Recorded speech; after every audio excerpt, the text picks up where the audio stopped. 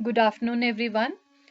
Today we'll derive relationship for average speed, root mean square speed, and most probable speed of gas molecules.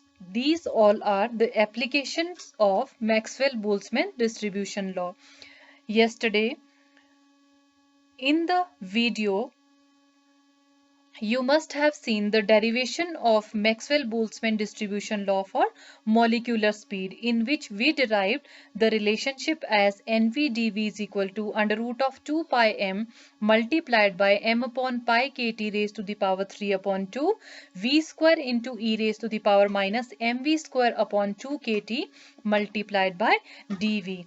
In that this relation, we started from the basic Maxwell distribution law and converted it into the form of momentum. Then further, the distribution in the terms of momentum was converted into the energy, and further the energy distribution is converted into the velocity, and finally we derive the relationship for Maxwell-Boltzmann distribution for molecular speed. Now today we'll derive the relationship for the different type of velocities possessed by the molecules. First, we'll start with average speed. Average speed is basically defined as it is the ratio of summation of I NIVI to the summation of I NI.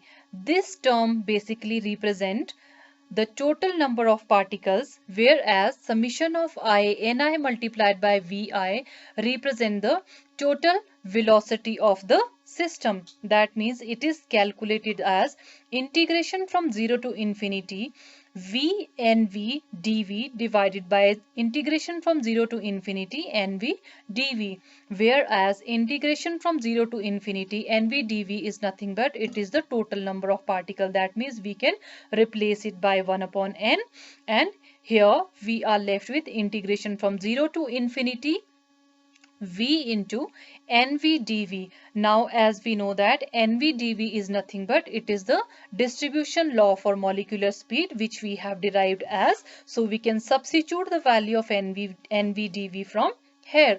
When we substitute the values, we'll get the value of NV dV as this. Finally, average speed is given as 1 upon n integration of 0 to infinity 4 pi n multiplied by m upon 2 pi kt raised to the power 3 upon 2. Here we'll get v raised to the power 3 because v square is in the nv dv, but 1v is multiplied here. That means we'll get v raised to the power 3 multiplied by e raised to the power minus mv square upon 2 kt multiplied by dv. Taking the constants out,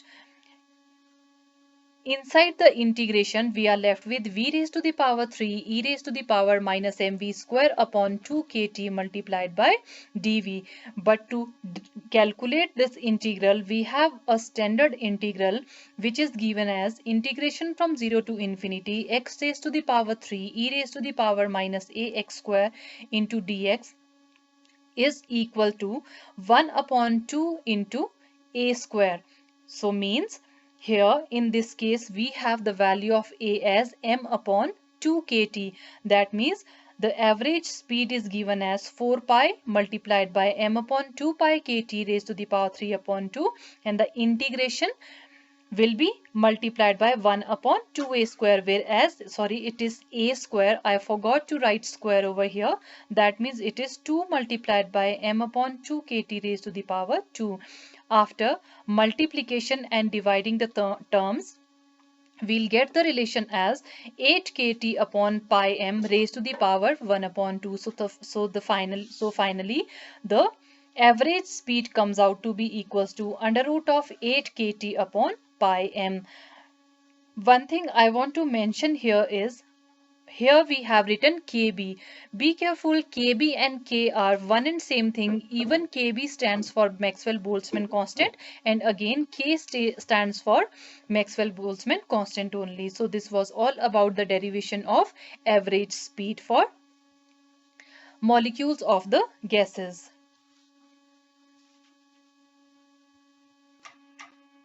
root mean square speed of gas molecules, which is defined as square of root mean square velocity, is given as summation of NIVI square divided by total number of particles. So same here, we'll calculate V square is equal to 0 to infinity.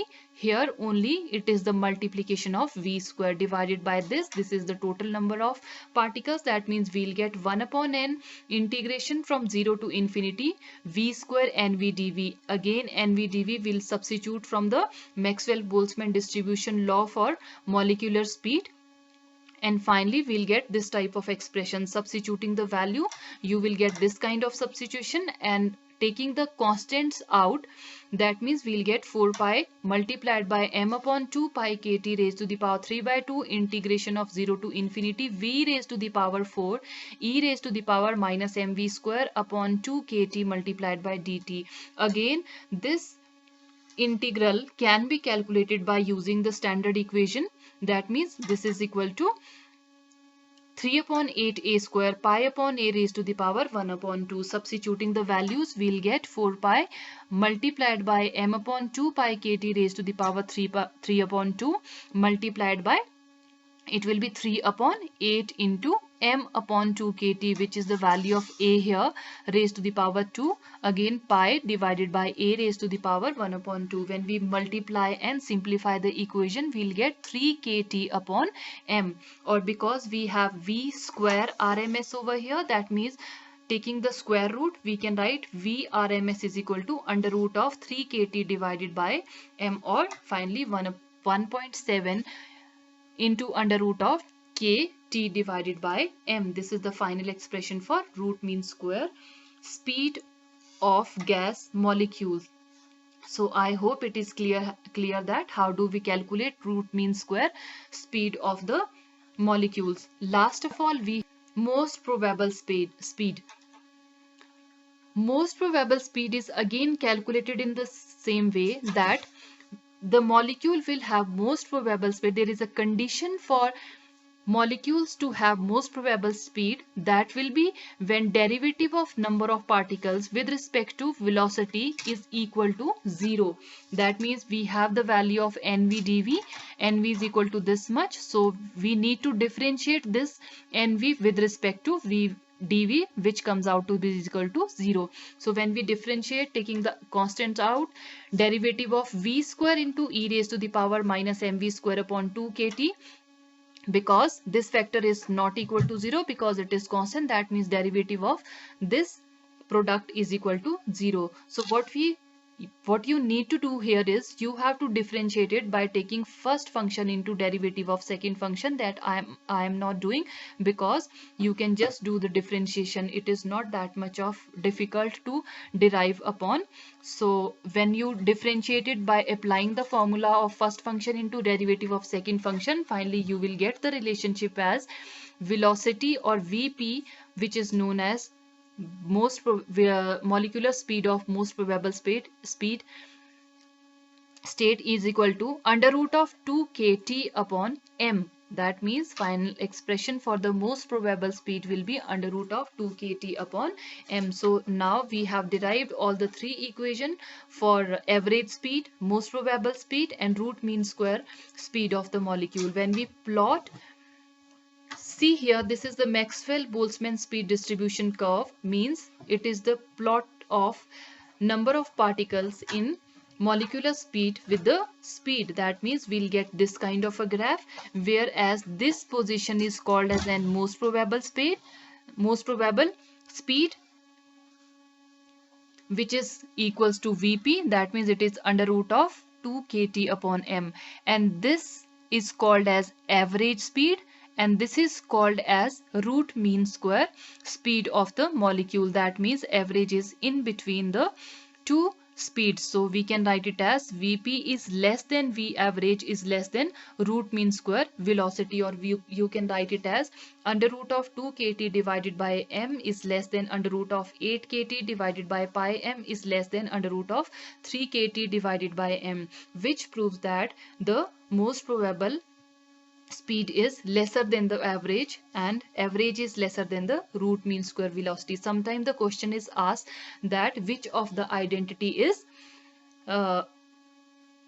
true. That means root mean square value of the velocity is greatest among all the speeds. So I hope it is clear about the calculation of these three kinds of.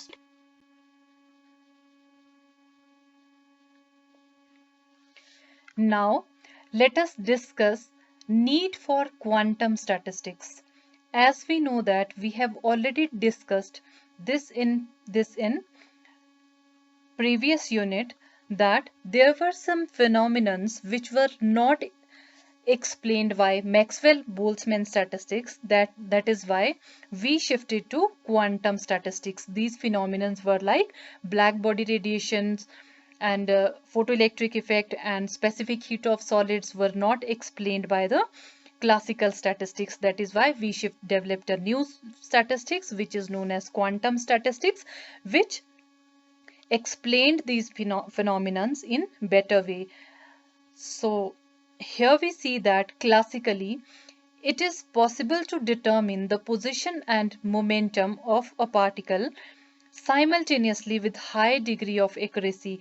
We know that classically we are, because we don't have any constraint on the system, that means we can have the value of h naught as small as we want. That is why we can measure the position and momentum of the particle simultaneously with great accuracy, and the particle of the system are distinguishable and can be labeled.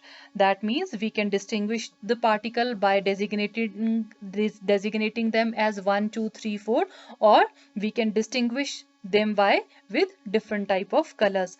Whereas uncertainty principle, it is not possible to determine the position and momentum of a particle with infinite precision or accuracy, because according to uncertainty principle the product of uncertainties in position and momentum is given as delta x multiplied by delta px is always greater than and equal to h upon 2 pi. That means we cannot have the value of h in case of uncertainty principle less than this value. So whereas h is the Planck's constant, this particle of a system cannot be considered distinguishable. Rather, they are indistinguishable and hence cannot be labeled. So now it is clear that when we deal classically, that means the particles are distinguishable from one another. When we deal with quantum statistics, that means the particles are indistinguishable. And classical statistics fail to explain the phenomenon like specific heat of solids at low temperature, black body radiation and photoelectric etc. That is why we shifted to quantum statistics, whereas the quantum statistics effectively explain the all these phenomena in which the particles are considered indistinguishable from one another. This is the, I think, the best explanation for need for quantum statistics.